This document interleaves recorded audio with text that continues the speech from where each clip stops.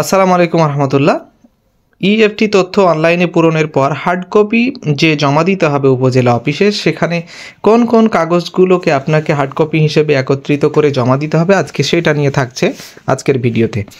তো এখানে 5টি পয়েন্ট দেখুন লেখা আছে। সব প্রথমে 1 নম্বর হচ্ছে প্রতিষ্ঠানের সর্বশেষ এমপিও কপি, অর্থাৎ সর্বশেষ বলতে আর 2-1 দিন হয়তো অপেক্ষা করলে এই চলতি মাসের পেয়ে যাবেন, সেটা দিবেন।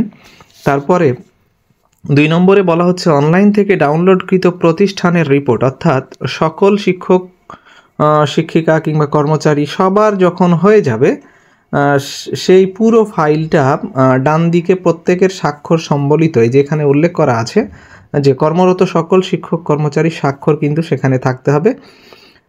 এবং 3 নম্বরে বলা হচ্ছে সেই পূরণকৃত যে তথ্যগুলো আমরা পূরণ করছিলাম, পূরণ করতে গিয়ে একজনের সিঙ্গেল যে ফর্মটা পূরণ করছিলেন সেই ফর্মটাকে ডাউনলোড করে এখানে শুধু নিজস্ব মানে যেই ফর্মটা যে শিক্ষক বা কর্মচারীর শুধু সেখানে তারই স্বাক্ষর এবং তারিখ কিন্তু এখানে লাগবে।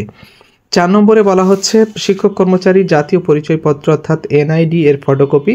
তবে এখানে উল্লেখ রয়েছে যে প্রতিষ্ঠান প্রধান কিন্তু সত্যায়িত করা লাগবে এই এনআইডি। আগের 3টা কাগজ কিন্তু প্রতিষ্ঠান প্রধানের সত্যায়িত না করলেও চলবে, কারণ সেখানে উল্লেখ নেই।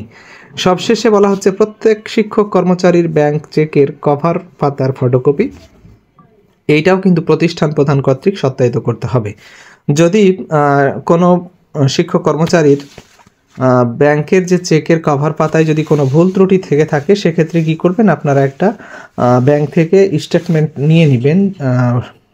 ব্যাংকে গিয়ে আপনি সেই ত্রুটিটা যদি সমাধান করে ফেলেন, সেক্ষেত্রে আপনি একটা স্টেটমেন্ট নিয়ে সেখানে ব্যাংকের একটা সিল দিবেন। তাহলে আপনার চেকের কভার পাতায় যদি কোনো ভুল ত্রুটি থেকেও থাকে তাহলে সেইটা কিন্তু আর সমস্যা হবে না। এই 5টা পেপারকে আপনি স্ট্যাপলিং করে খামের মধ্যে করে আপনি উপজেলা অফিসে যথাস্থানে জমা করে দিবেন। তাহলে আশা করি আপনার যে ইএফটি সম্পর্কিত আপনার দায়িত্ব আপাতত শেষ হচ্ছে। তো আশা করি ভিডিওটি কাজে লাগবে। আসসালামু আলাইকুম রহমতুল্লাহ।